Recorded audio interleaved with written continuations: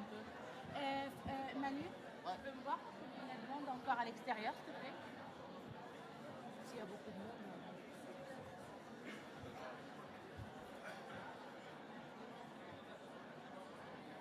Bon, il est beau, hein? Ouais. Il est vraiment joli. Et du coup, je peux le porter. C'est bon? Bon, est-ce que vous m'entendez? Oui. Oui. Ouais, non, ça passe. Coucou! Salut toi! Bon, ben, deuxième journée d'Agile Grenoble, vous allez bien? Vous êtes en forme? Vous avez pris votre café? C'est bien. Bon, ben, j'ai fini. Je te passe la main? Merci.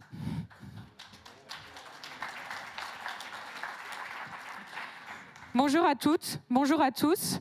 Et bienvenue à ce second jour d'Agile Grenoble.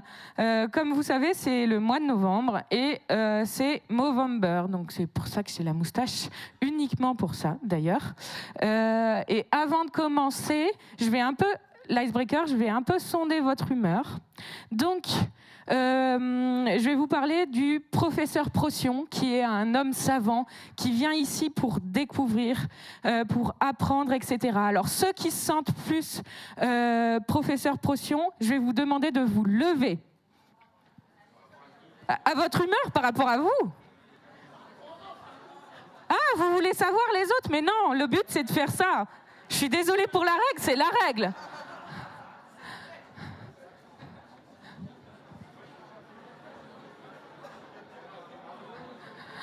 Le deuxième, c'est le maître d'armes. Non, restez debout, restez debout. Le deuxième, c'est le maître d'armes. Dans le maître de l'univers, c'est quelqu'un qui vient peaufiner son agilité, un peu s'entraîner, un peu comme un jeu d'épée, etc. Donc ceux qui viennent peaufiner leur agilité, je vais vous demander de vous lever et ceux d'avant de rester levés, bien sûr. Sinon, mon icebreaker, il tombe à l'eau. Donc,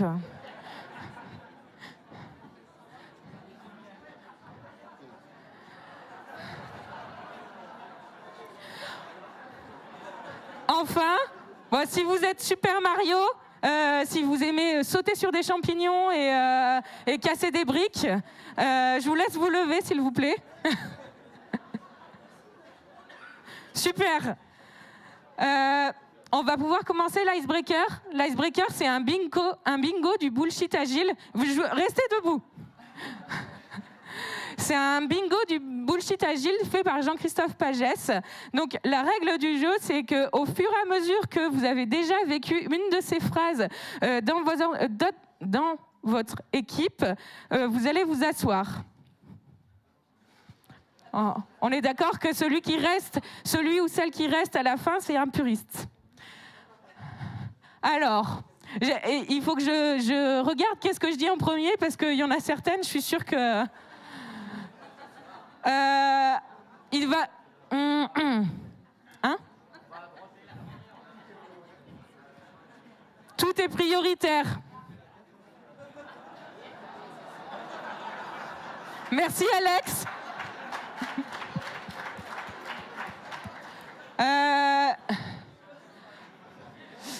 On est agile, on peut changer quand on veut.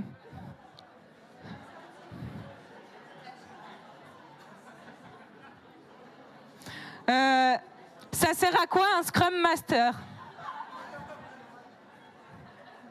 Ah bah mon boulot, il n'a pas d'avenir. Hein. On a toujours fait ça comme ça. Ah, il y a des gens debout encore.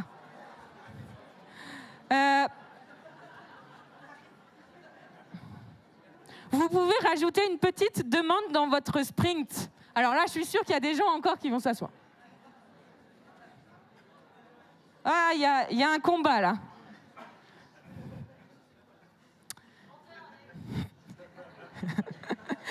On sera agile quand? Faut écrire ça dans Jira. Ah! On n'a plus qu'une seule personne debout. C'est bizarre, hein? On a un puriste ici, applaudissez-le. Alex, est-ce que tu peux venir à côté de moi, s'il te plaît? Alors, pour ceux qui ne le connaissent pas, voici Alex Boutin, qui a été le créateur du CARA, donc du Club Agile Rhône-Alpes, avec Emmanuel Etas. Je ne sais pas s'il est... Voilà, et quelques autres, bien sûr.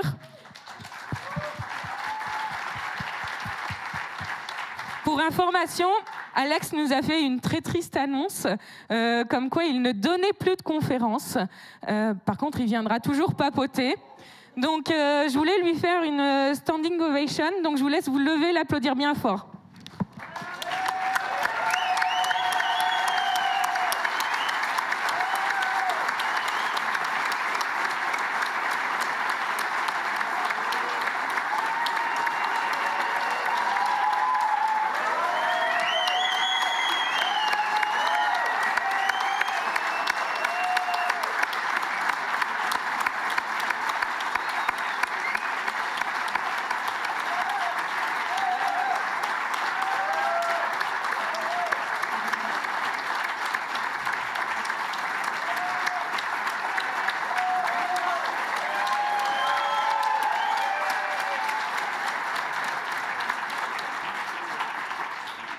Alors, la nuit... Ça marche. Ah, pardon, la nuit a été un peu compliquée pour moi. Ouais, juste pour vous dire, pour la petite histoire, donc avec quelques-uns et quelques-unes, en 2008, on s'est mis à l'idée de créer une conférence agile. Pour un peu l'historique, la première conférence en 2008 était une demi-journée et il y avait moins de 200 personnes. Je pense que j'en connaissais personnellement 150. Donc j'avais un peu rabattu, fait jouer mon réseau perso. Voilà. Et aujourd'hui, c'est absolument magnifique. Donc on est 15 ans plus tard. Vous allez être pas loin de 1500, je crois. Gros, c'est ça. Enfin, à peu près l'ordre de... Un peu moins. Voilà, c'est 3 jours. Voilà. Donc c'est génial de voir ça. Et voilà. Et je vais arrêter de parler parce que j'y arrive pas. Allez, merci beaucoup en tout cas, et merci à l'équipe d'Orga pour m'avoir permis de recevoir votre ovation. Merci beaucoup. Et c'est le moment parfait pour vous présenter les sourires que vous avez eus à l'accueil. Donc si vous voulez dire un petit mot gentil à Alex, bien sûr, vous pouvez lui offrir un sourire. Mais aussi, vous pouvez offrir des sourires à n'importe qui, donc les orateurs et les oratrices, mais aussi les participants et participantes avec qui vous avez eu des discussions intéressantes, ou les magnifiques organisateurs et organisatrices. Et je laisse la parole à Myriam. Mimi, pardon. Vous avez mal aux mains ? Ah ben, dommage pour toi. Tu vas beaucoup applaudir. Bon, ben, il y a l'Agile Grenoble, c'est plein de gens qui participent. C'est plein de gens qui permettent à avoir un événement, mais aussi formidable. C'est le rendez-vous de l'année pour beaucoup. En tout cas, pour moi aussi. On va les remercier un par un. Ça va prendre une demi-heure, 3 quarts d'heure. Préparez-vous. On va commencer par les sponsors. Les partenaires, ce que vous voulez les appeler. On a des magnifiques partenaires que vous pouvez trouver à l'Atrium, donc qui sont présents. Il y en a d'autres qui sont plus en format digital, mais vous allez certainement voir des salariés de ces entreprises. Et on a le partenaire Gumpy, on en parlera un petit peu plus après. Je vous invite vraiment à les remercier, à applaudir. Je ne vais pas tous les citer, mais merci beaucoup pour leur soutien.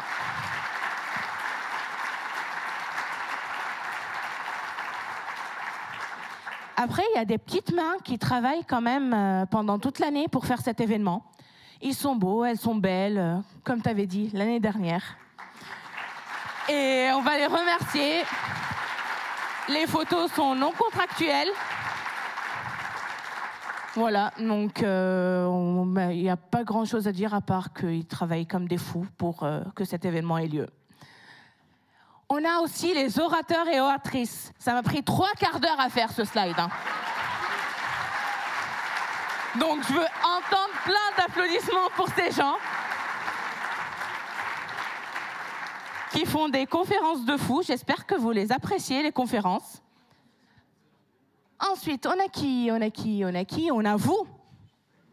On a les participants, les participantes. On a toutes ces belles personnes qui font de Agile Grenoble, et je pense que j'ai remercié tout le monde. Et oui, j'ai remercié tout le monde. Donc Agile Grenoble, c'est une belle étoile dans une grande galaxie. ouais, qui est le CARA. Mais je pense que la meilleure personne pour vous parler au CARA, c'est son président. Je vous demande d'applaudir Franck Rajad.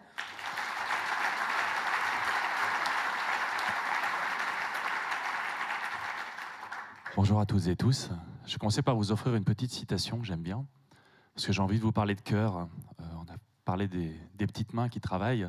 Toutes ces petites fourmis, effectivement, elles sont regroupées dans une association qui s'appelle le Club Agile Rhône-Alpes, et elles travaillent toute l'année, effectivement, à organiser un certain nombre d'événements pour faire vivre l'agilité à Grenoble et autour.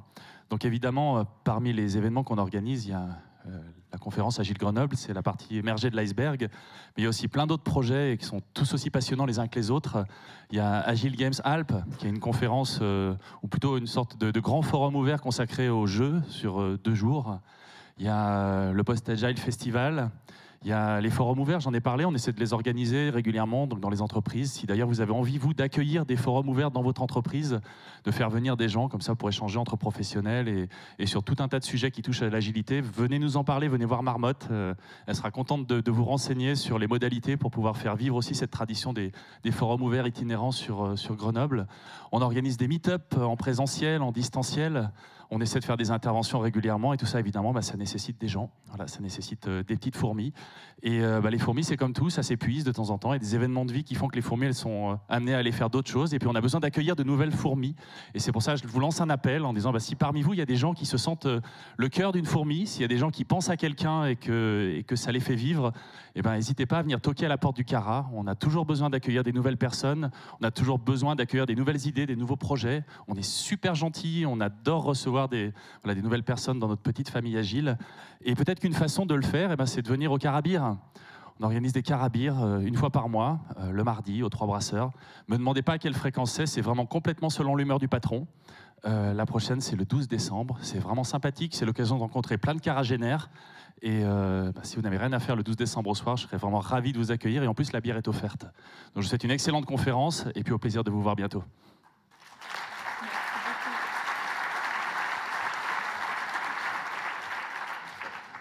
Alors, dans l'Atrium, en plus des partenaires, vous allez retrouver la librairie Artaud. Donc, ça fait plusieurs années que la librairie Artaud s'installe donc à la sortie de l'auditorium. C'est ma droite. Merci.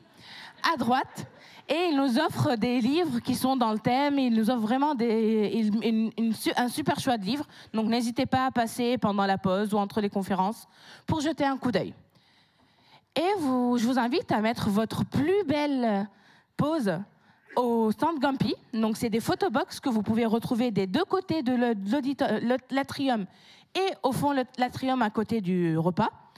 Donc, vous faites vos pauses, vous gardez vos souvenirs, vous pouvez les récupérer soit en format papier, soit les scanner via un QR code. Donc, ça garde des souvenirs assez sympas. Je passe la main à Manu pour le déroulé de la journée. Merci Myriam. Bon, alors quelques mots sur le déroulé de la journée, pratico-pratique. Vous avez dû remarquer qu'on était en Vigipirate, normalement. Vous avez vu l'accueil d'un vigile en bas. Gardez bien votre tour de cou toute la journée. Voilà, donc c'est comme ça, il faut le subir. La suite, prenez le temps, si vous ne l'avez pas fait, de noter le mot de passe du Wi-Fi, si vous en avez besoin. Et vous pouvez accéder au programme via ce QR code. Je laisse 1 minute pour que vous preniez les infos. 30 secondes. C'est à la libanaise. Et c'est fini. Bon.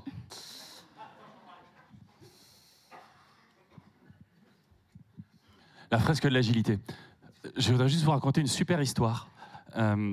J'ai découvert la fresque de l'agilité à Sète, à Agile Games France, il y a 2-3 ans, je ne sais plus, ça remonte 3 ans.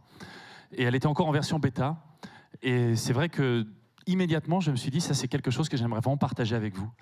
Et je suis vraiment ravi, en tant que président du CARA, d'accueillir cette année les créateurs de cette fresque de l'agilité.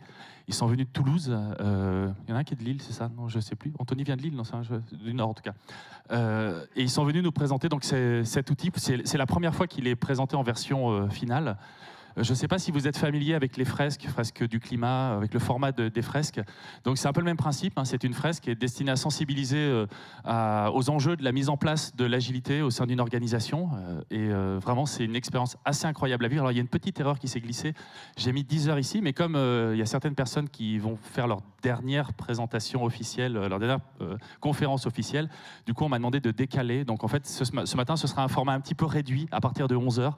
Ça se passe au bout de l'atrium. Il y aura 2 tables en parallèle et je vous invite vraiment à aller vivre une expérience assez incroyable avec la fresque de l'agilité. Merci Franck. Alors, les sessions, vous avez le programme qu'on peut scanner avec le QR code ou afficher à l'entrée. Si vous avez des questions, les orgas ont un polo jaune. Voilà, donc il y en a un petit peu partout. En fin de session, c'est important de donner son feedback. Votre feedback, c'est de l'or, en particulier pour les orateurs. Et puis, si vous voulez féliciter quelqu'un, un orateur, un orga, un participant, donnez-lui un sourire. Vous pouvez même lui écrire un petit mot.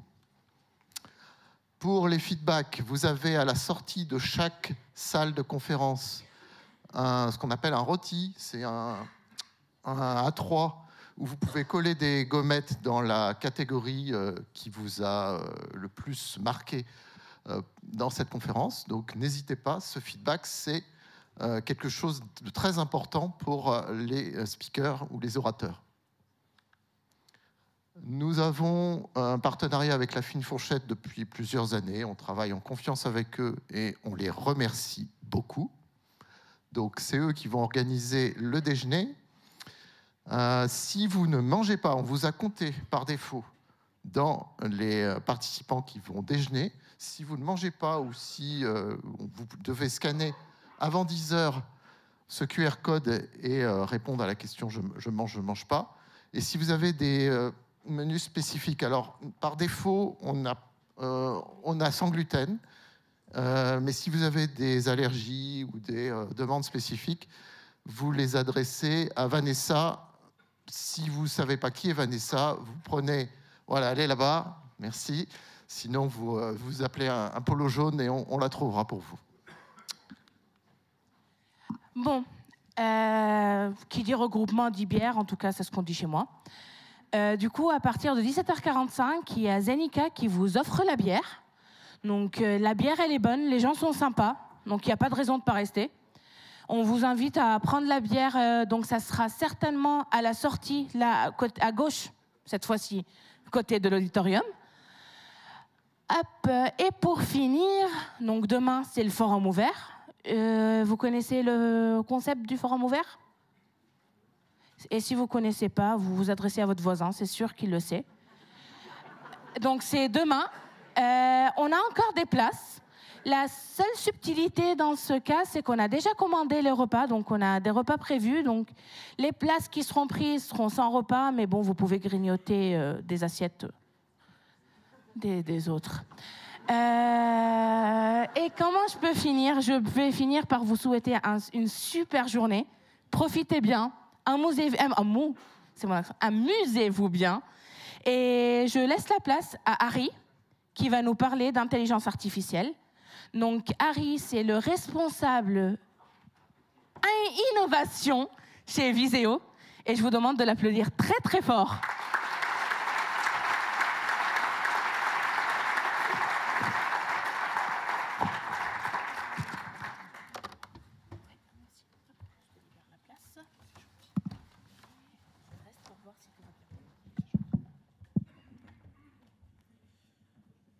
Bonjour.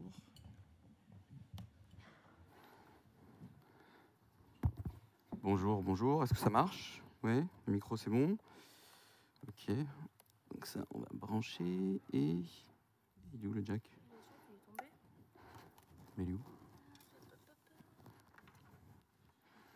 Il est là. Il est là. Et voilà. Ça ira. Hop là. Hop. Ding. On va juste faire un test son pour voir. Ça marche, c'est cool. Je fais juste un test son. Alors ça, c'est une musique générée par IA pour une conférence agile. voilà, c'est un peu ça que voit la machine quand on lui parle de conférence. Ça fait un peu JT, on est d'accord. Alors, hop là. Déjà, merci d'être là. C'est super d'avoir une grande salle comme ça. C'est rare d'avoir des conférences avec autant de personnes.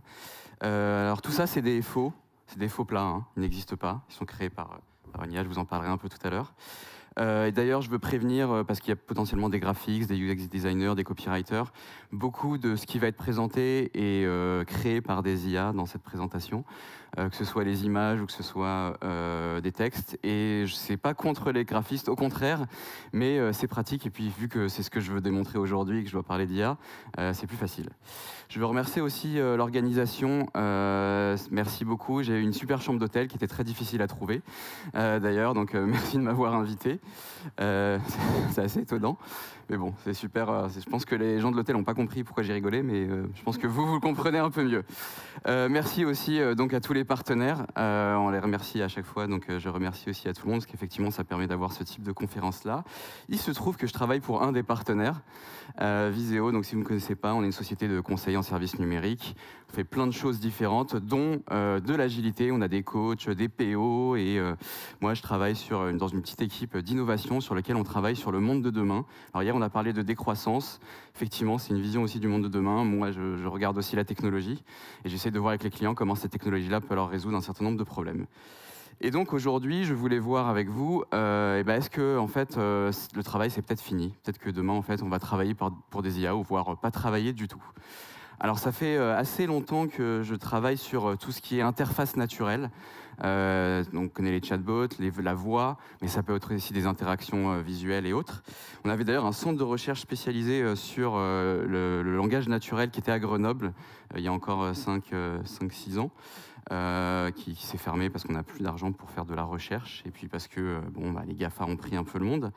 Mais voilà, c'était une manière aussi de voir comment on allait transformer le monde. Alors, un peu pour vous parler d'où vient aussi ce que je fais sur l'intelligence artificielle, donc ça aussi c'est faux, hein, bien entendu. Je ne suis pas un robot, vous pouvez vérifier. Et puis aussi, juste vous rappeler quelques notions sur l'IA. Alors, est-ce que quelqu'un a une... Je vais poser plein de questions, n'hésitez pas à parler, pas besoin de lever la main, je sais que normalement vous aimez bien être assez... voilà. Moi, il n'y a pas de souci, au contraire, parlez. Est-ce que quelqu'un, peut-être au premier rang, a une définition de l'intelligence artificielle? Je vais prendre au hasard quelqu'un, il n'y a pas de bonne réponse. Ouais?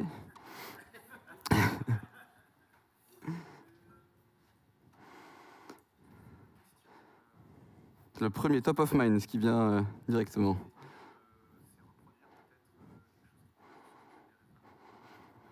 Donc reproduire ce qui pourrait ressembler à des raisonnements humains. Et donc c'est plutôt une bonne réponse. Alors ma préférée, c'est celle de Cédric Villani. Tout le monde en parle, mais peu de gens savent ce que c'est parce qu'il n'y a pas de vraie définition. Donc voilà, ça c'est ma définition préférée. Alors je suis un peu mauvaise langue, il a rajouté derrière quelque chose qui ressemble à ce que vous venez de dire, effectivement, et donc c'est aussi ce que dit Yann Lequin, que c'est un ensemble de techniques qui permet à des machines d'accomplir des tâches qu'on pensait seulement possibles à résoudre par des humains ou par des animaux. Et donc c'est aussi cette vision de se dire, est-ce qu'il y a une vraie intelligence? Le mot est un peu galvaudé, hein, faut faire attention, c'est pas vraiment de l'intelligence, mais effectivement c'est des tâches qu'on pensait que seulement des humains ou des animaux pouvaient résoudre. Alors on parle aussi beaucoup d'IA générative, juste pour vous placer un peu, ChatGPT, etc. Combien d'entre vous ont déjà utilisé un ChatGPT, Midjourney, DALL-E, etc. Tout le monde, normal. Combien l'ont utilisé dans le cadre de l'agilité, soit créer des user stories, soit dans du code, par exemple? Quand même pas mal de monde. Combien l'utilisent régulièrement, par exemple pour écrire ses user stories ou pour coder? Quand même, pas mal, bravo. Donc c'est-à-dire qu'il n'y a plus personne qui écrit ses user stories ici, c'est un truc... Ok, bon. Alors, on parle d'IA générative parce que jusqu'à maintenant, quand on parlait d'IA, on parlait d'IA un peu discriminative, c'est-à-dire qu'on avait un modèle qu'on allait construire, et ce modèle-là, il allait nous dire est-ce que c'est un chat ou est-ce que c'est pas un chat. Puis s'arrêter un peu là. Son intelligence, c'était de savoir voir, savoir parler, savoir comprendre. Et l'IA générative, elle crée des choses qui n'existent pas à la base, comme un humain ferait s'il a envie de dessiner un chat, créer une impression 3D ou écrire un texte d'une user story, notamment. Donc c'est effectivement quelque chose d'un peu nouveau. Alors moi j'aime bien tester ces technologies-là, donc ça fait un certain moment que je teste tout ça. J'ai par exemple mon modèle de photo. Donc la photo que vous avez vue d'ailleurs, elle est fausse. La photo que vous avez vue tout à l'heure dans les orateurs, C'est un modèle de moi, je peux générer autant de photos que je veux, j'ai plus besoin de prendre de photos. Donc maintenant j'envoie des photos de ce type-là. C'est assez simple à faire, hein. Il faut 20 photos, ça prend une petite heure et c'est fini, vous avez votre modèle, vous pouvez générer ce que vous voulez dans tous les formats. J'ai aussi un cadre photo génératif, j'ai par exemple un faux Pollock chez moi qui se balade. Tous les jours j'ai un nouvel artiste qui dessine pour moi. Est-ce que c'est une copie, est-ce que c'est du vol, est-ce que c'est une création originale? Question se pose encore et vous verrez, on va essayer d'y répondre. Et puis j'ai fait mon propre GPT, parce que j'ai un problème, je stocke toutes mes données depuis environ 10 ans, tout ce que je fais, où je vais, tout ce que je mange, etc. Et donc maintenant j'ai mon propre assistant, il peut me rappeler qu'est-ce que j'ai écouté comme musique la semaine dernière, etc. Et en fait c'est hyper simple à faire avec un chat GPT. J'ai aussi il y a 6 mois lancé quelque chose qui a fait un peu de bruit, vous avez peut-être entendu parler ou pas, des sites totalement gérés par IA. C'est-à-dire qu'il y a 2 sites, un de news technologique et un de cuisine, qui en fait s'auto-publient, donc auto-publient des articles, soit basés sur des sources pour le site de news technologique, soit vraiment de la création complètement de zéro. Alors je ne vais pas vraiment rentrer dans tous les détails, vous pouvez aller visiter, ça s'appelle Tech Génération et Cuisine Génération. Donc Tech Génération, il y a 2 journalistes génératifs, je les ai appelés, bien sûr n'existent pas, hein, bien entendu, qui écrivent des articles en reprenant des articles américains et puis ils vont remettre leur style à eux, leur patte à eux, ils ont chacun vraiment leur style, vous allez pouvoir les reconnaître. Et c'est pas juste de la traduction, hein, c'est vraiment une réécriture, un travail qu'on pourrait quasi faire journalistique. De la même manière, et vous avez vu les plats tout à l'heure, j'ai Cuisine Génération, donc toutes les 4 heures, j'ai une nouvelle recette originale qui est créée par un de mes 4 chefs génératifs, chacun avec leur style, leurs origines aussi, leur histoire personnelle. Donc j'ai découvert qu'il y en a un qui était marié, enfin c'était assez intéressant quand ils écrivent. Et donc pareil, ces photos n'existent pas. Alors j'ai testé certaines recettes, hein, parce qu'on me le pose souvent, j'ai testé une dizaine de recettes, ça fonctionne, c'est plutôt bon, assez original, donc vous pouvez regarder et puis n'hésitez pas à faire des suggestions. Et ça, en fait, ça a eu un impact qui était attendu, hein, c'est ce que je voulais. Mais en gros, les journalistes ont vu leur Black Mirror. Ils se sont dit, mais en fait, est-ce que mon métier, il est fini? Est-ce que, en fait, demain, je vais arrêter de faire un certain nombre de choses, un certain nombre de tâches? Ça a eu un vrai impact de ce côté-là. Alors, beaucoup ont répondu non, pas du tout, à la fin de leur article. Mais on sentait quand même que sur certaines tâches, et notamment sur les sites de technologie, où une bonne partie sont des reprises de sites américains, parce que forcément, aux États-Unis, il va y avoir les news en premier, c'est quelque chose qui allait arriver. Et donc, ce que je vais vous montrer aujourd'hui et en parler, c'est justement, est-ce que d'autres métiers vont être touchés? Est-ce qu'en fait, on va tous être touchés par ces IA? Est-ce que c'est une bonne chose? Est-ce que c'est une mauvaise chose? Tout est possible. Alors, Elon Musk a dit il y a même pas, donc on est le 20, donc une vingtaine de jours, qu'il va y arriver un moment où on n'aura plus besoin de travailler du tout. Vous pourrez le faire si vous avez envie, mais en fait, comme l'IA sera capable de tout faire, on n'aura plus besoin de travailler. Donc c'est Elon Musk. Hein. Voilà. Sam Altman, que vous connaissez peut-être, alors j'ai dû changer 4 fois ma présentation à cause de lui ce week-end. Donc le nouveau, je sais pas, j'ai pas regardé ce matin, mais on va dire qu'il est encore PDG d'OpenAI. Lui, il y a quelques mois, avait dit que l'IA donc générale, ce qu'on appelle l'IA générale, c'est en gros la suite de ce qui est sur ChatGPT, mais qui pourra tout faire. Donc c'est l'IA générale, c'est un peu la peur de tout le monde. Une fois qu'il y a ça, en fait, on n'a plus besoin d'humains. Donc pour lui, c'est l'équivalent d'un humain médian, et en fait, on pourra embaucher comme collègue n'importe quel IA, et puis on aura notre collègue IA qui est en fait un humain moyen, quoi, sympa. Voilà, je trouve que c'est un peu limite, mais bon, c'est pas grave. Et puis, il y a des choses un peu plus étonnantes. Hein. Par exemple, notre ministre de l'économie, hein, je vous laisse l'écouter. Ce que les employés doivent comprendre, c'est que d'ici quelques années, leur métier va probablement disparaître. Tous les métiers d'ailleurs ne seront plus que dédiés à travailler pour des intelligences artificielles qui guideront le monde de l'entreprise d'une manière objective et performante. Est-ce que vous aviez entendu cette sortie? Vous en pensez quoi?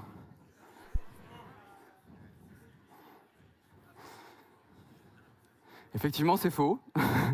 Il ne l'a jamais dit, donc je l'ai fait la semaine dernière. Donc vous voyez, on peut faire n'importe quoi.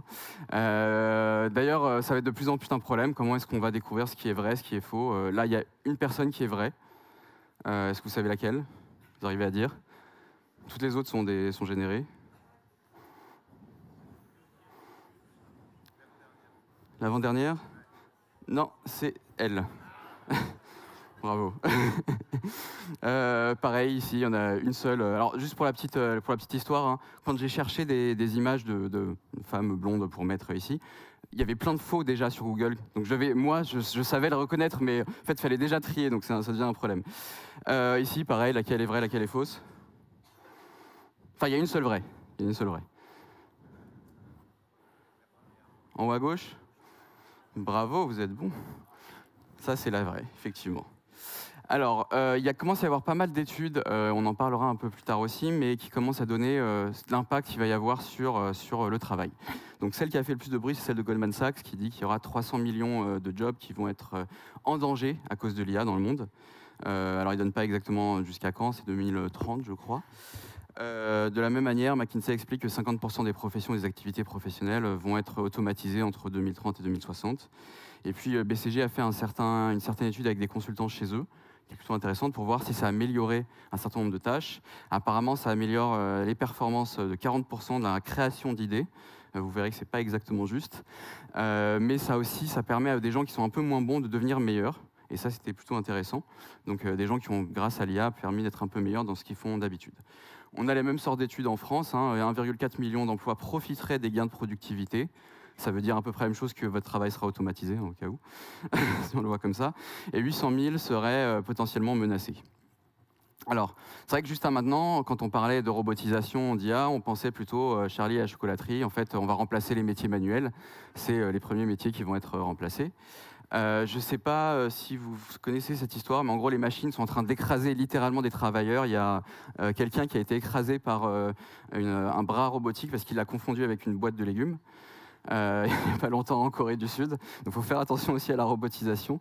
Mais blague à part, ce que je voulais vous montrer là, c'est qu'en fait, avec l'IA générative, dans les études, c'est plutôt les métiers, les nôtres, qui sont en train d'être impactés et pas le travail manuel qui, lui, n'est pas du tout automatisable par ce type d'IA. En tout cas, c'est ce que sort des études. Donc, que ce soit de l'administratif, du management, du légal, etc., c'est vraiment ça qu'on est en train de voir, et c'est là où on voit que les gens ont peur, parce qu'effectivement, on pensait que ces métiers-là, plus intellectuels peut-être, plus réfléchis, ne pouvaient pas être remplacés par des machines. Il y a pas mal d'articles sur les consultants. Alors, je pense qu'il y a pas mal de gens qui travaillent dans les cabinets de conseil ici aussi, moi inclus. La plupart des présidents et des consultants sont en train de dire qu'une partie de leur travail est en train d'être remplacée par des IA, soit parce que le travail d'un junior va être automatisé, soit parce qu'on anticipe que en fait, les clients eux-mêmes vont arrêter de prendre certains consultants et vont les remplacer par des IA pour faire de la recherche et des choses de ce type-là. Et c'est vrai. Puis le pauvre Laura qui nous explique qu'en gros, on lui a expliqué que ChatGPT pouvait faire son travail, puis elle a été virée. Et ça c'est vrai que c'est un peu difficile à y entendre. Mais en fait, c'est la réalité. PwC, par exemple, a lancé une offre IA First. En fait, il y a l'IA qui fait le travail, il y a quelqu'un qui relie et puis il l'envoie au client. Et donc, c'est moins cher. Donc ça commence à être impacté. On aura la même chose dans l'IA générative pour l'agilité. Alors en premier, peut-être que ça remplacera le management qui est peut-être pas utile parfois. Ça vous aidera, mais on ne sait pas. D'ailleurs, question pour ceux qui écrivaient des user stories, est-ce que vous avez essayé de faire l'inverse? C'est-à-dire expliquer à l'IA, voilà mon produit, voilà les feedbacks utilisateurs, qu'est-ce que je devrais faire comme fonctionnalité? Est-ce que des gens ont essayé de faire dans l'autre sens? Ou pas du tout? Une fois, et alors?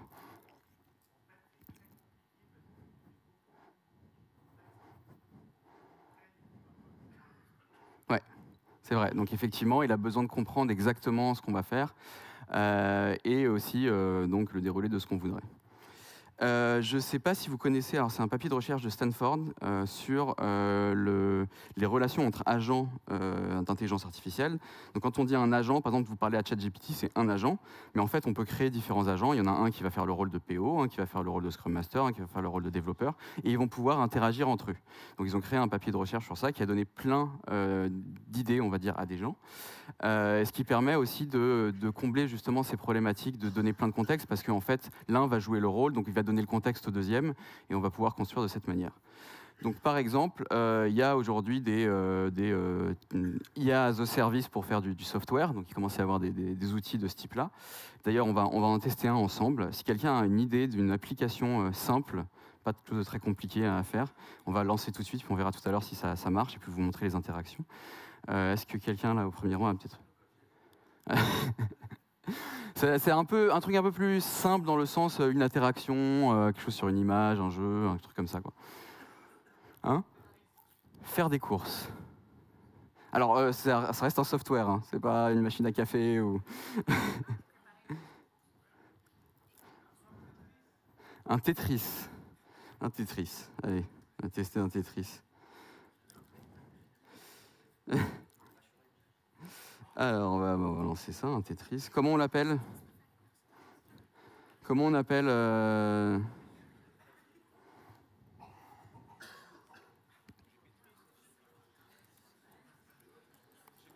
Gpetris, parfait. Hop. On va lancer ça. Et puis on reviendra tout à l'heure le voir. Hop. Vous voyez rien, c'est normal, vous inquiétez pas. J'ai juste dit un jeu comme Tetris. Point. Et justement, l'idée, c'est de voir qu'est-ce qui va se passer derrière. Alors, on va continuer en attendant. Je reprends. Hop, hop. D'ailleurs, est-ce que... Attendez, hop. Ouais, c'est bon. C'est bon, on va reprendre, voilà. Je ne sais pas si vous avez vu passer aussi d'ailleurs cet outil-là, on peut s'amuser avec. Vous dessinez ce que vous voulez comme application et puis il va vous le créer. On peut aussi faire un petit test, hein, si quelqu'un a une idée. Une licorne. Donc ça s'appelle Make It Real. Par exemple, là j'ai juste fait un truc, on appuie sur ça, et puis il m'a créé le code qui va avec. Mais on peut dessiner ce qu'on veut. Si on reste sur le Tetris, c'est un peu compliqué. C'est un peu compliqué comme ça. On va dire, qu'est-ce qu'on fait? Elles sont où les formes? Elles sont là.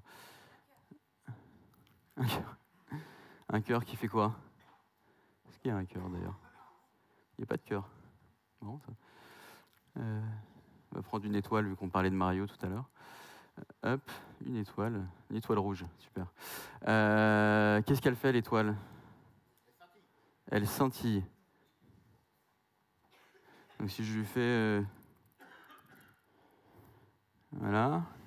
Et puis je vais lui mettre une flèche pour lui dire que c'est quand je clique là.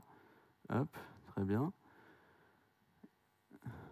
On fait ça, on appuie, vas-y, crée. Hop.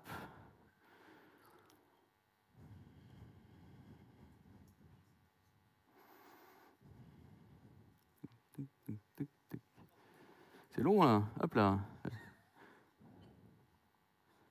Ah oui, il faut que je double. Voilà, j'appuie, ça scintille. Tout simplement. Rien à voir à faire, rien à faire. Et puis en fait derrière, en fait, on a une page web, on a le code, tout est fait, et dans entre guillemets les règles de l'art de ce qu'il a appris. Donc c'est intéressant, et il faut se dire que c'est intéressant aussi pour juste tester, essayer, là où on avait toujours du mal à faire un peu de, on va dire, d'essais sur des canvas, faire du Figma et regarder à quoi ça ressemblerait réellement. Il y a des outils qui permettent de faire ça. Alors, une autre question sur ça, mais une fois que cette IA vous assiste et crée ce code-là, à qui ça appartient? En fait, à qui appartiennent les idées que l'IA va vous sortir? À qui appartient une user story que vous êtes en train d'écrire? En fait, c'est une vraie question qui se pose sur le droit, sur les brevets, et aussi sur le droit d'auteur. Il y a plein d'articles intéressants sur ça qui donnent des avis. Je pense que l'histoire la plus connue, je ne sais pas si vous connaissez cette image-là, donc c'est une image réalisée avec Midjourney et un peu de Photoshop, qui a gagné un prix de photographie, enfin un peu de photographie d'image numérique. Donc elle a gagné un prix. Le problème, c'est que derrière, les États-Unis ont interdit son copywriting. Donc celui qui l'a créé n'a pas le droit sur cette image-là parce qu'elle a été trop créée par une machine. Donc c'est quand même un problème parce qu'il a quand même gagné un prix avec. Et en fait, ça va avoir des impacts assez forts parce qu'il y a énormément de recherches aujourd'hui qui sont faites grâce à des IA. Je vais vous donner un exemple. Il y a quelques jours, il y a une IA qui a tout seul fait de la synthèse d'éléments qui sont venus de Mars pour essayer de trouver comment on allait créer de l'oxygène sur Mars. Elle a testé 3,7 millions de molécules, ce qui pour un humain, c'est pas possible, hein, en 6 semaines, et puis elle a trouvé la meilleure façon de créer de l'oxygène sur Mars. Donc ça, c'est une création 100% l'IA. On lui a dit, vas-y, cherche. Elle a trouvé. À qui ça appartient? Est-ce que c'est l'humain qui a dit, vas-y, cherche? Est-ce que c'est à l'IA elle-même? Il y a des brevets, il y a quelqu'un qui essaye depuis 20 ans d'essayer de breveter des choses sur des IA. Puis là où ça va devenir encore plus compliqué, c'est qu'on a des IA maintenant qui trouvent des médicaments, par exemple, donc des nouvelles molécules. Est-ce que ça appartient au labo? Est-ce que ça devrait être dans le domaine public? Donc ces questions-là vont se poser. Mais plus encore, on commence à avoir des IA qui sont PDG. Donc, il y a un certain nombre d'entreprises qui ont mis des IA PDG. Donc, par exemple, NetDragon Websoft, qui a créé Tangwu, qui est une IA virtuelle. Et ce qui est génial avec elle, c'est qu'elle n'a pas besoin d'être payée, elle ne dort pas, elle travaille les week-ends. Un truc hyper bizarre, je pense pour vous, c'est qu'elle n'échange pas avec ses semblables. Ils ont mis ça comme positif. Je trouve que dans une entreprise, c'est quand même assez bizarre. Mais apparemment, chez eux, c'est très dictatorial. Et puis, ce qu'ils disent, c'est que ça fonctionne. Elle prend les bonnes décisions. Ils ont fait plus 10% depuis qu'elle est là. C'est génial, c'est super. C'était il y a un an. J'ai aucune news de plus. Je ne sais pas ce qui s'est passé. Il y a une autre IA, par exemple, qui s'appelle Mika. Donc, c'est une boîte polonaise qui a mis ça. Et là, c'est vraiment un robot. Voilà, avec sa petite caméra en bas, c'est très flippant. Et donc, elle aussi, elle dirige. Et là, c'est pareil. Elle dort pas. Il n'y a pas besoin de la payer. Elle prend les bonnes décisions, hyper rationnelles. Et donc, on a des IA PDG. Est-ce que ça, c'est le futur? En fait, il y a beaucoup de personnes qui croient que c'est le futur.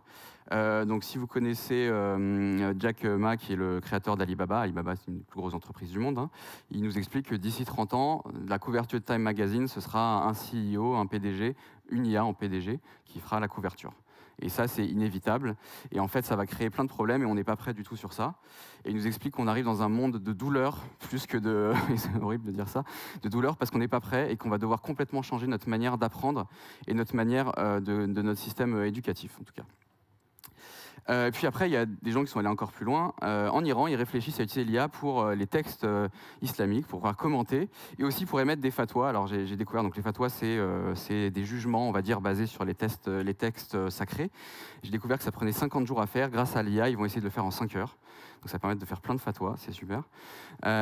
Donc vous voyez, tout le monde est dessus, même les gouvernements, on va dire, les plus conservateurs vont vers cette direction-là. En Angleterre, ils sont en train d'expliquer qu'ils vont remplacer tout le monde par des IA, parce que c'est plus facile et que l'État, ça coûte trop cher.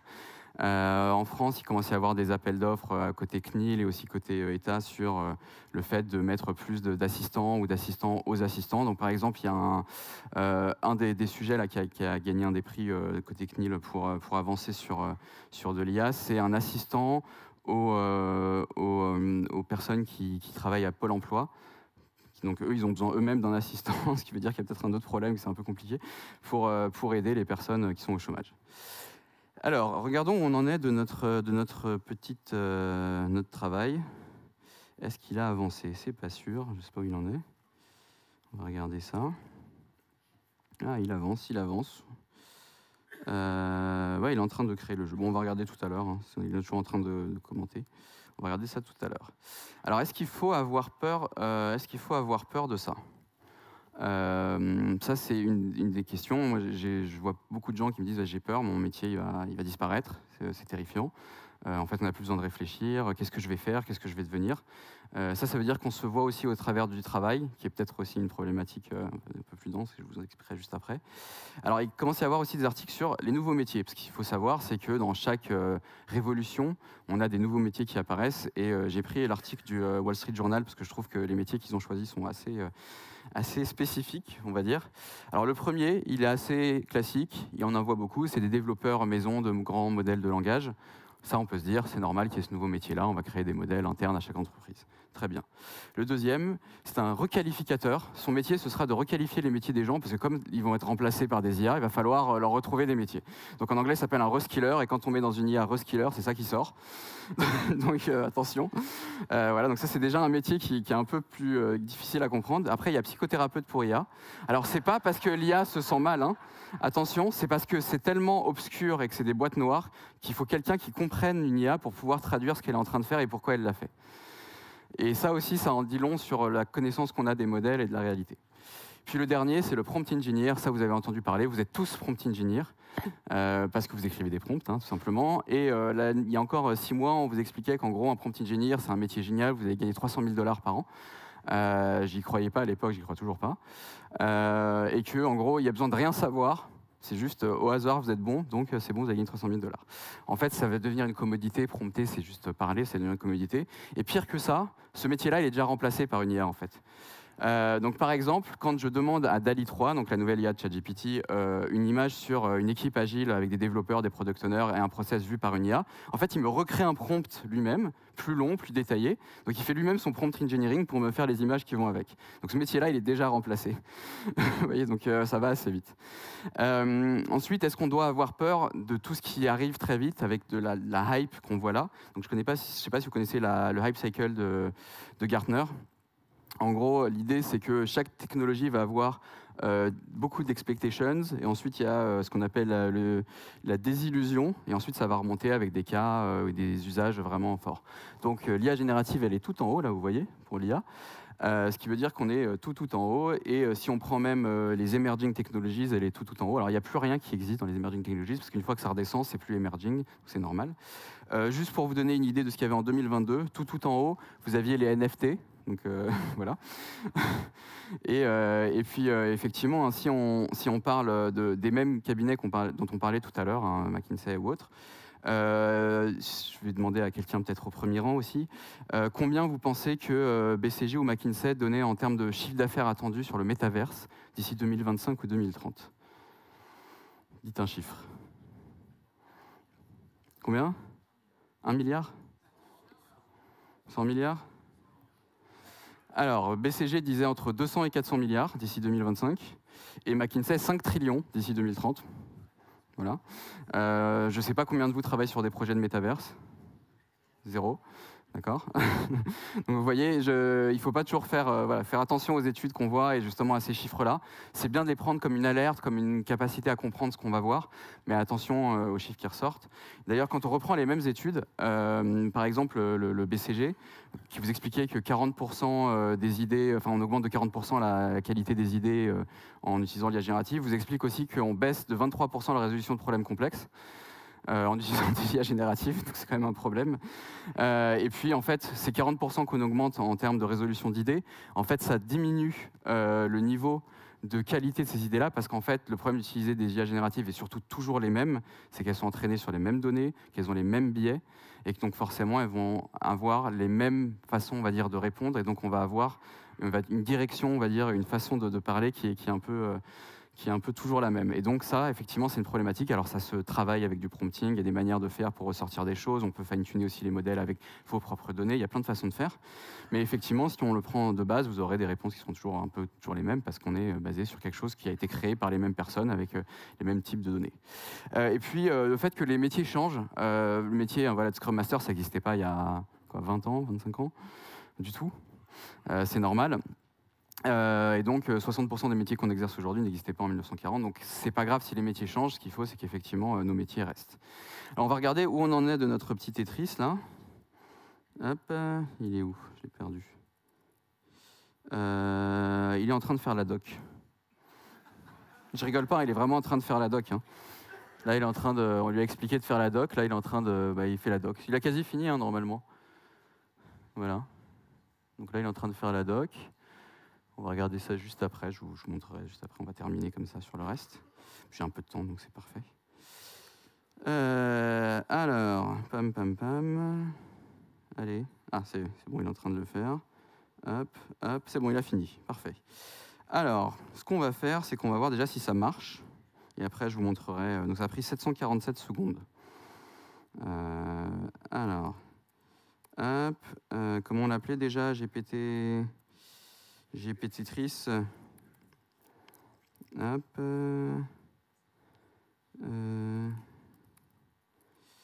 vais regarder juste ce qu'il a fait quand même, hein, parce qu'on ne sait jamais. Tac. C'est malin ça. Alors.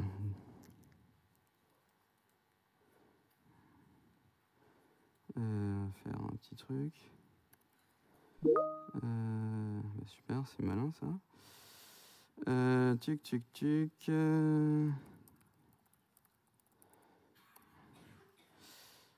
Ok, donc il nous a fait une jolie doc par exemple, donc, qui est là.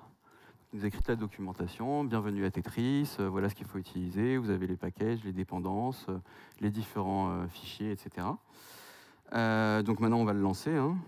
Pour voir. Ça se trouve, ça marche pas, hein. Ne vous inquiétez pas, faut pas paniquer. Donc si je fais ça, qu'est-ce qui se lance? Hop. Donc là, j'ai un Tetris qui va un peu vite. Bon. Mais ça marche, mais il va un peu vite, puis il n'a pas de bouton restart. Ah si, attendez. On va essayer. On va le relancer. Je vais essayer d'aller un peu plus vite, moi. Il faut regarder la doc, ouais. Allez, on va essayer. Ah oui, mais le problème, c'est qu'il est là. Ah. Je suis pas assez rapide. Bon, bref, vous avez compris, il a fait un Tetris avec les cases, avec ce qu'il faut, sans aucune interaction humaine. Et donc, ce qui est intéressant, en fait, c'est pas forcément ça, ce que je voulais vous montrer. Et je vais vous montrer tout de suite si je trouve la bonne page. C'est ça. En fait, ce qui est intéressant ici, c'est qu'il a... une seconde, pourquoi j'ai pas mon dossier? J'aurais dû le préparer, vous voyez. Tac, tac, tac. Tac. Comment ça s'appelle déjà? On a dit Tetris. GPetris, parfait. Tac, il est là. Tac, tac. Hop là, voilà. Alors, ce qui est intéressant, hop, normalement ça devrait marcher quand je clique, on va voir si ça se lance. Allez, non, il veut pas. Oui, il veut pas.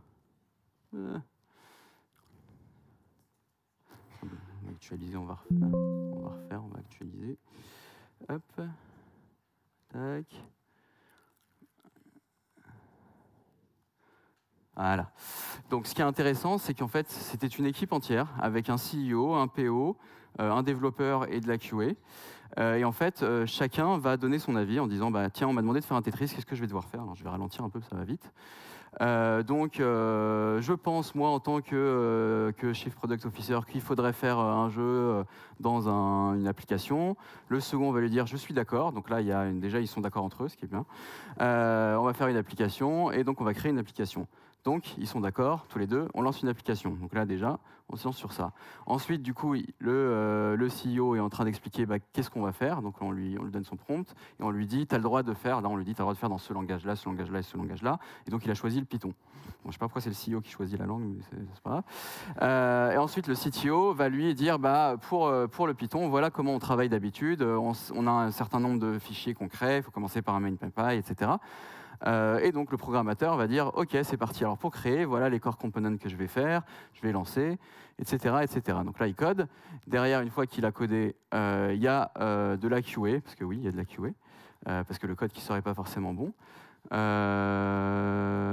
Donc là c'est bon, lui il vérifie, normalement il y a de la QA aussi quelque part qui devrait arriver, le programmeur vérifie, etc. Bon là ça continue, on va aller un peu plus vite. Donc il a fait beaucoup de choses quand même. Enfin, on va aller un peu plus vite pour que ça... Là. Hop, on continue. Donc là, le programmeur vérifie, etc. Il y a des allers-retours. On lui dit ça marche moins bien, ça marche bien. Donc vous voyez, il y a toute une conversation qui est faite pendant que nous on faisait autre chose. Qui a été construit. Donc là, le code reviewer. Alors juste pour information, il y a cet après-midi, donc la QA c'est important, il y a une conférence de collègues sur la QA cet après-midi, donc vous pouvez aller la voir. Donc là, la QA lui dit, bah, ça c'est pas normal, ça devrait pas marcher, donc il review le code, et il lui dit, voilà ce que tu devrais faire. Ok, donc je refais, je corrige. Et donc ça peut continuer longtemps jusqu'à qu'il soit d'accord avec eux. À la fin, on lui dit, il faut faire les requirements dans un fichier, il faut faire tout ce qu'il faut derrière. Vous voyez, donc ça a duré un certain temps d'échange qu'on n'a pas vu. Ils ont fait ensuite la doc, à la fin, là, hop. Et donc, une fois qu'ils ont fait la doc, vous avez vu tout à l'heure, c'est fini. Alors, combien ça a coûté, à votre avis, de créer ce jeu? Alors, 747 secondes, mais combien ça a coûté d'argent? Vraiment, d'argent. Là, combien ça m'a coûté? Parce que c'est mon compte personnel, mais... Combien? 5 $? 20 $? C'est beaucoup, 20 $. Il y a un zéro ici. Alors, ça a coûté exactement, on va la voir ici, 53 centimes. Voilà.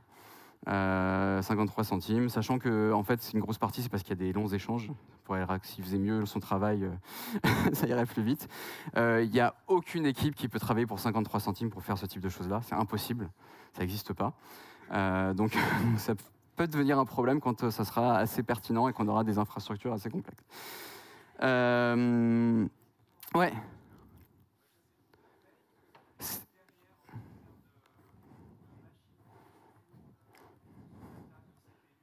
Tout à fait. Comme c'est des modèles mutualisés, effectivement, on ne le voit pas. Ça, c'est un problème. Alors hier, on parlait de décroissance, ça, c'est un vrai problème.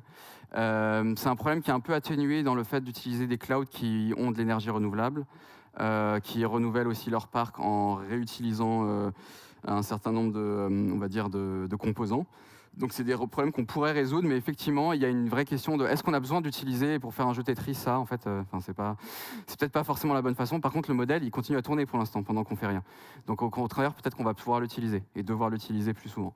Mais oui, le coût environnemental notamment, le coût global aussi de la course aux machines. Aujourd'hui, il y a un problème de GPU, parce qu'on n'a pas assez de GPU. En fait, les gens veulent tellement l'utiliser qu'il n'y a pas assez de GPU dans le monde pour pouvoir utiliser comme on voudrait un ChatGPT, par exemple. Donc c'est vraiment une question qui se pose, ouais, complètement. Je suis d'accord. Ce n'était pas le sujet forcément à la conférence, mais je suis complètement d'accord que c'est un sujet qui va se poser. Alors tout ça pour vous dire qu'effectivement, vous voyez, le travail va peut-être se renouveler. Et il y a aussi une réflexion. Soit des économistes, soit des personnes dans la tech sont en train de réfléchir à ces sujets. Normalement, ça devrait nous permettre de passer une semaine de 4 jours, par exemple, sans problème. Et puis, Sam Altman a écrit en 2021, donc Sam Altman, encore lui, hein, souvenez de lui, a écrit en 2021 un long papier de blog sur la loi de Moore, que je vous invite à lire parce qu'il remet en cause quasiment toute l'économie américaine. C'est assez intéressant. Et en gros, pour lui, on va arriver à un moment où en fait, l'IA aura tellement amélioré de choses dans le capitalisme qu'on va devoir changer de modèle, qu'on va devoir taxer plus le capital, ce qui pour un Américain est assez intéressant, et que c'est cette taxation du capital et des propriétés qui permettra de donner à chaque Américain 13 500 $ qui vont en plus pouvoir être fructifiés. Tout aura tellement bien évolué en termes de progression de production que tout va coûter moins cher. Donc 13 500 $, en fait, ce sera beaucoup, finalement. Et donc, on va pouvoir choisir un peu comment on travaille. Donc, il a vraiment un article très, très complet sur ce sujet en 2021. Donc, vous voyez d'où ça venait. Je vous conseille de lire. Je ne vais pas dire qu'il a raison, hein, mais c'est intéressant de voir la vision des gens qui sont en train de créer ces produits-là, ce qu'ils avaient déjà comme vision il y a quelques années, et de voir que c'est eux qui sont en train de diriger un certain nombre de choses. Et puis Yann Lequin, qui est donc un des plus gros, on va dire, dirigeants d'IA au monde. Il est français, il travaille chez Facebook malheureusement, mais il a une vision assez intéressante. Pour lui, l'IA va amplifier l'intelligence humaine comme aujourd'hui les machines amplifient la force. Donc l'idée, c'est qu'on ne va pas forcément remplacer, mais les choses un peu pénibles, les choses automatisées, on va les remplacer. Il voit un peu plus tard une IA qui va pouvoir peut-être de remplacer beaucoup de choses, mais pas aujourd'hui.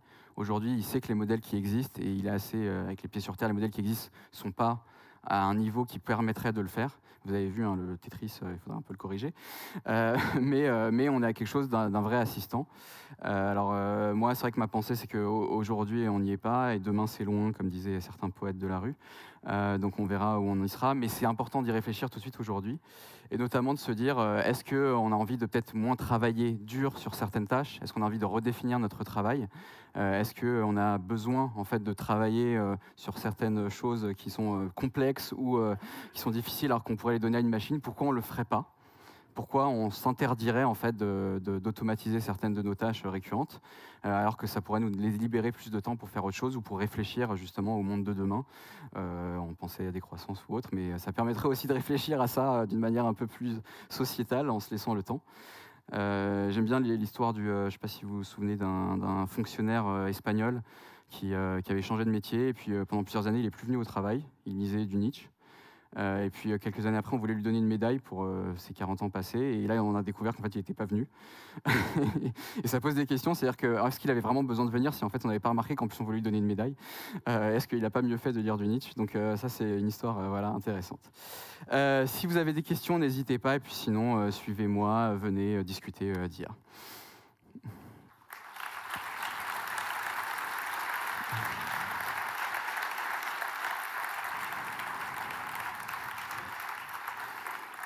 Je ne sais pas s'il y a des questions ou si voilà, mais sinon, à bientôt.